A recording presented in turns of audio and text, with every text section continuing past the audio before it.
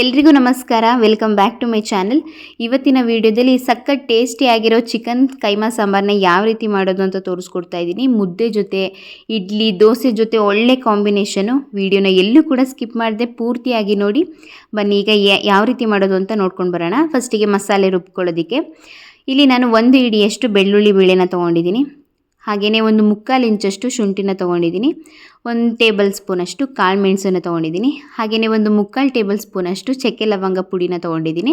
ಪುಡಿ ಇಲ್ಲ ಅಂತ ಹೇಳಿದ್ರು ಕೂಡ ನೀವು ಹಾಗೆಯೇ ಚಕ್ಕೆ ಲವಂಗನೂ ಕೂಡ ಹಾಕೋಬೋದು. ಸ್ವಲ್ಪ ಕೊತ್ತಂಬರಿ ಸೊಪ್ಪು, ಹಾಗೆಯೇ ಮೀಡಿಯಮ್ ಸೈಜ್ದು ನಾನಿಲ್ಲಿ 2 ಈರುಳ್ಳಿನ ತೊಗೊಂಡಿದ್ದೀನಿ. ಹಾಗೆಯೇ 1/4 ಚಮಚದಷ್ಟು ಅರಿಶಿನ ಪುಡಿ. ಇಷ್ಟನ್ನು ಕೂಡ ಸ್ವಲ್ಪ ನೀರನ್ನು ಹಾಕಿ ನುಣ್ಣಗೆ ರುಬ್ಕೊಂಡು ಬರಬೇಕು.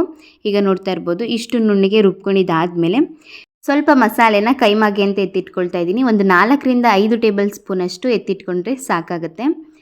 ಈಗ ಇದನ್ನು ಸ್ವಲ್ಪ ನುಣ್ಣಗೆ ರುಬ್ಬಿರೋದ್ರಿಂದ ಈಗ ಇದರೊಳಗಡೆ ಕಾಯಿನ ಹಾಕ್ಕೊಳ್ತಾ ಇದ್ದೀನಿ. 1 ಕಪ್ಪಷ್ಟು ತೆಂಗಿನಕಾಯಿ ತುರಿನ ತೊಗೊಂಡಿದ್ದೀನಿ.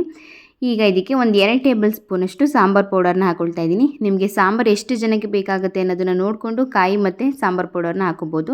ಈಗ ಇದನ್ನು ಫುಲ್ಲು ನುಣ್ಣಗೆ ಈ ರೀತಿ ರುಬ್ಕೊಂಡು ಬರಬೇಕು. ಈಗ ಅದೇ ಜಾರಿಗೆ ಮಸಾಲೆ ಎಲ್ಲನೂ ಕೂಡ ತೆಗೆದು ಇದಕ್ಕೆ 1/4 ಕಪ್ಪಷ್ಟು ಕಡಲೆನ ಹಾಕ್ಕೊಳ್ತಾ ಇದ್ದೀನಿ. ಈಗ ಮಟನ್ ಕೈಮಾಗಿರ್ಬೋದು ಅಥವಾ ಚಿಕನ್ ಕೈಮಾಗಿರ್ಬೋದು, ಜಾಸ್ತಿ ಕಡಲೆಕಾಯಿನ ಯೂಸ್ ಮಾಡಬಾರ್ದು. ಅದು ತಿನ್ನಬೇಕಾದ್ರೆ ಪೀಸ್ ಸಿಕ್ಕಿದ್ರೆ ಚೆನ್ನಾಗಿರಬೇಕು. ಆ ರೀತಿ ಕಡಲೆ ಮತ್ತು ಕಾಯಿನ ಕಡಿಮೆನೇ ಯೂಸ್ ಮಾಡಿಕೊಂಡು ಮಾಡಬೇಕು. ಈಗ ಇದಕ್ಕೆ ನಾವು ಆಲ್ರೆಡಿ ಎತ್ತಿಟ್ಕೊಂಡಿದ್ವಲ್ಲ ಈರುಳ್ಳಿ ಮಸಾಲೆ, ಅದನ್ನು ಹಾಕ್ಕೊಳ್ತಾ ಇದ್ದೀನಿ. ಈಗ ಇದಕ್ಕೆ 1 ಕಪ್ಪಷ್ಟು ತೆಂಗಿನಕಾಯಿ ತುರಿನ ಹಾಕ್ಕೊಳ್ತಾ ಇದ್ದೀನಿ. ಹಾಗೆಯೇ ಖಾರಕ್ಕೆ ಅಂತ ಹೇಳಿಬಿಟ್ಟು 1 ಟೇಬಲ್ ಸ್ಪೂನಷ್ಟು ಖಾರದ ಪುಡಿ, ಹಾಗೆಯೇ ರುಚಿಗೆ ತಕ್ಕಷ್ಟು ಉಪ್ಪು. ಇಷ್ಟನ್ನು ಕೂಡ ನೀರನ್ನು ಹಾಕೋಬಾರ್ದು. ನೀರನ್ನು ಹಾಕೊಂಡ್ರೆ ಕೈಮಾ ಉಂಡೆ ನೀಟಾಗಿ ಬರಲ್ಲ. ನೋಡಿ, ಆ ಮಸಾಲೆಯಲ್ಲಿ ಇದ್ದಷ್ಟು ನೀರೇ ಇದಕ್ಕೆ ಸಾಕಾಗುತ್ತೆ. ಈ ರೀತಿ ನುಣ್ಣಗೆ ರುಬ್ಕೋಬೇಕು. ಕಾಯಿನೂ ಅಷ್ಟೇ ಫುಲ್ಲು ಸಮಿಬೇಕು, ಅಲ್ಲಿವರೆಗೂ ಇದನ್ನು ಚೆನ್ನಾಗಿ ರುಬ್ಕೋಬೇಕು. ಈಗ ನಾನಿಲ್ಲಿ 1/2-3/4 kg ಇಷ್ಟು ಇರ್ಬೋದು. ಇದು ಇಲ್ಲಿ ಚಿಕನ್ ಕೈಮಾನ ಅಲ್ಲೇ ಹೊರಗಡೆನೂ ಮಾಡ್ಕೋಬೋದು ಅಥವಾ ಮನೆಗೆ ತಂದು ಕೂಡ ನೀವು ಕಟ್ ಮಾಡಿ ಕೂಡ ಮಾಡ್ಕೋಬೋದು. ಈಗ ಇದನ್ನು ನೀರು ಹಾಕ್ಬಿಟ್ಟು ತೊಳೆದು ನೀಟಾಗಿ ಫುಲ್ಲು ನೀರಿನ ಅಂಶ ಎಲ್ಲ ಕಡಿಮೆ ಆಗಬೇಕು. ಅಷ್ಟು ಹಿಂಡಿ ನೀರನ್ನೆಲ್ಲ ತೆಗೆದು ಈ ರೀತಿ ಮಸಾಲೆ ಒಳಗಡೆ ಹಾಕಿ ರುಬ್ಕೋಬೇಕು. ಜಾಸ್ತಿ ಗ್ರೈಂಡ್ ಮಾಡೋಂಥದ್ದಿರಲ್ಲ, ಚಿಕನ್ ಅಲ್ವಾ ಬೇಗ ಸಮದೋಗ್ಬಿಡುತ್ತೆ. ಅದರಿಂದ ಸ್ವಲ್ಪ ಪೀಸ್ ಸಿಗಬೇಕು. ಅಷ್ಟನ್ನು ಕೂಡ ಈ ರೀತಿ ನೀಟಾಗಿ ಗ್ರೈಂಡ್ ಮಾಡಿಕೊಂಡು ಈಗ ಇದಕ್ಕೆ ಮೊಟ್ಟೆನ ಹಾಕ್ಕೊಂಡು ನೀಟಾಗಿ ಮಿಕ್ಸ್ ಮಾಡ್ಕೋಬೇಕು. 1 ಮೊಟ್ಟೆ ಆದರೆ ಸಾಕಾಗುತ್ತೆ. ಈಗ ಮೊಟ್ಟೆ ಜೊತೆ ಕೈಮಾ ಎಲ್ಲ ನೀಟಾಗಿ ಮಿಕ್ಸ್ ಆಗಬೇಕು. ಆ ರೀತಿ ಇದನ್ನು ಎಲ್ಲನೂ ಕೂಡ ಚೆನ್ನಾಗಿ ಮಿಕ್ಸ್ ಮಾಡಿಕೊಂಡು ನಿಮಗೆ ಯಾವ ಸೈಜಲ್ಲಿ ಬೇಕಾಗುತ್ತೆ ಆ ಸೈಜಲ್ಲಿ ಕೈಮಾ ಉಂಡೆನ ಕಟ್ಕೋಬೋದು. ನಾನಿಲ್ಲಿ ನಾರ್ಮಲಾಗಿ ಮೀಡಿಯಮ್ ಸೈಜಲ್ಲಿ ಈ ರೀತಿ ಕಟ್ಕೊಂಡಿದ್ದೀನಿ. ಈಗ ಸಾಂಬಾರು ಮಾಡೋದಕ್ಕೆ ರೆಡಿ ಮಾಡ್ಕೊಳ್ತಾ ಇದ್ದೀನಿ. ಗ್ಯಾಸ್ ಸ್ಟವ್ ಮೇಲೆ ಒಂದು ಕಡಾಯಿನ ಬಿಸಿಗಿಟ್ಟು ಅದಕ್ಕೆ 2 ಟೇಬಲ್ ಸ್ಪೂನಷ್ಟು ಎಣ್ಣೆನ ಹಾಕ್ಕೊಳ್ತಾ ಇದ್ದೀನಿ. ಎಣ್ಣೆನ ಹಾಕಿ ಸ್ವಲ್ಪ ಚೆನ್ನಾಗಿ ಬಿಸಿ ಆಗಬೇಕು. ನೀವು ಕೈಮಾ ಜೊತೆಗೆ ಸ್ವಲ್ಪ ಚಿಕನ್ ತರ್ತೀನಿ ಅಂತಂದರೆ ನಾರ್ಮಲಾಗಿ ಸ್ಟಾರ್ಟಿಂಗೆ ಎಣ್ಣೆ ಬಿಟ್ಬಿಟ್ಟು ಚಿಕನ್ ಪೀಸ್ಗಳಿದ್ರೆ ಅದನ್ನು ಹಾಕಿ ಫ್ರೈ ಮಾಡಿ, ಅದಾದಮೇಲೆ ಮಸಾಲೆನ ಹಾಕೋಬೋದು.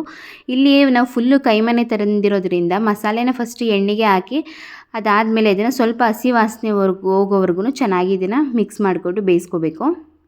2 ನಿಮಿಷಗಳ ಕಾಲ ಇದನ್ನು ಚೆನ್ನಾಗಿ ಬೇಯಿಸ್ಕೊಂಡು ಈ ರೀತಿ ಕುದಿ ಬರೋಂಥ ಟೈಮಲ್ಲಿ ಸಾಂಬಾರು ಕನ್ಸಿಸ್ಟೆನ್ಸಿನ ನೋಡಿಕೊಂಡು ನೀರನ್ನು ಎಷ್ಟು ಬೇಕಾಗುತ್ತೆ ಅಷ್ಟು ನೀರನ್ನು ಹಾಕೋಬೇಕು. ಈಗ ನೋಡ್ತಾ ಇರ್ಬೋದು, ಅಂದರೆ ಕೈಮಾ ಹಾಕಿದ್ಮೇಲೆ ಸಾಂಬಾರು ಸ್ವಲ್ಪ ಗಟ್ಟಿ ಆಗಿಬಿಡುತ್ತೆ. ಅದರಿಂದ ಸ್ವಲ್ಪ ಸಾಂಬಾರನ್ನ ಫಸ್ಟಿಗೆ ನಾವು ತೆಳುವಾಗಿ ಮಾಡಿಕೊಂಡ್ರೆ ಕೈಮಾ ಉಂಡೆ ಹಾಕಿದ್ಮೇಲೆ ಸ್ವಲ್ಪ ಗಟ್ಟಿ ಬರುತ್ತೆ. ಈಗ ನೀರನ್ನೆಲ್ಲ ಹಾಕಿ ಈಗ ಸ್ವಲ್ಪ ಕುದಿ ಬರೋವರೆಗೂ ಚೆನ್ನಾಗಿ ಬೇಯಿಸ್ಕೋಬೇಕು. ಅದಾದಮೇಲೆ ಚೆನ್ನಾಗಿ ಕುದೀತಿರೋಂಥ ಟೈಮಲ್ಲಿ ರುಚಿಗೆ ತಕ್ಕಷ್ಟು ಉಪ್ಪನ್ನ ಹಾಕ್ಕೊಳ್ತಾ ಇದ್ದೀನಿ. ಉಪ್ಪನ್ನ ಹಾಕಿದಾದಮೇಲೆ ಸ್ವಲ್ಪ ಬೆಂದಮೇಲೆ ಫುಲ್ಲು ಫ್ಲೇಮೆಲ್ಲನೂ ಕೂಡ ಕಡಿಮೆ ಇಟ್ಕೊಂಡು 1 ಕೈಮಾ ಉಂಡೆನ ಹಾಕಿ ನೋಡಬೇಕು. ಈಗ ನೋಡ್ತಾ ಇರ್ಬೋದು ಯಾವ ರೀತಿ ಬಾಲ್ ಬಂದಂಗೆ ಮೇಲ್ಗಡೆ ಬಂದಿದೆ ಅಂತ, ಸ್ವಲ್ಪನೂ ಹೊಡಿದಂತೆ ಅಷ್ಟು ಚೆನ್ನಾಗಿ ಬರುತ್ತೆ.